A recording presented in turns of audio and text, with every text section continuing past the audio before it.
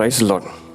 ఈరోజు చాలామంది ఇలా అనుకుంటారు, నేను డిప్రెషన్లో ఉన్నాను, నాకెవరూ లేరు, నేను ఎవరికీ అవసరం లేదు, అందరు నన్ను ఏదో ఒకటి అంటున్నారు, నేను ఏం తప్పు చేశాను, ఇలా బ్రతకడం మీకు అవసరం లేదు. అలా అనుకోవడంలోనే ఎంత మాత్రం తప్పులేదండి. హృదయం బాగా గాయపడినప్పుడు, మనుషులు మాటలతోని ప్రవర్తన నొప్పించినప్పుడు నిరీక్షణ కోల్పోవడం సహజమే. కానీ జాగ్రత్తగా వినండి.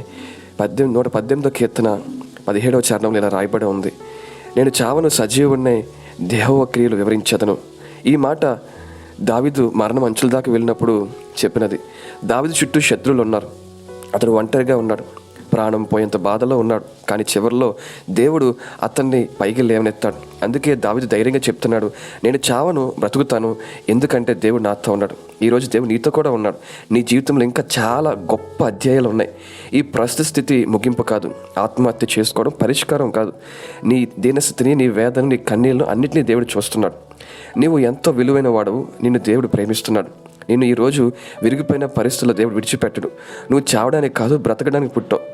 దేవుడు నిన్ను నిలబెడతాడు, నీ బాధని సాక్ష్యంగా మారుస్తాడు. దయచేసి నిరీక్షణ కోల్పోవద్దు.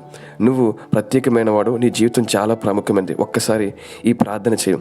ప్రభువా, యేసయ్యా, నా హృదయ గాయాలన్నిటి నువ్వే కట్టు, నన్ను నిలబెట్టు, నాతో ఉండు, నాకు బ్రతికే ధైర్యము, ముందు కొనసాగేందుకు బలము నువ్వు ఇవ్వు.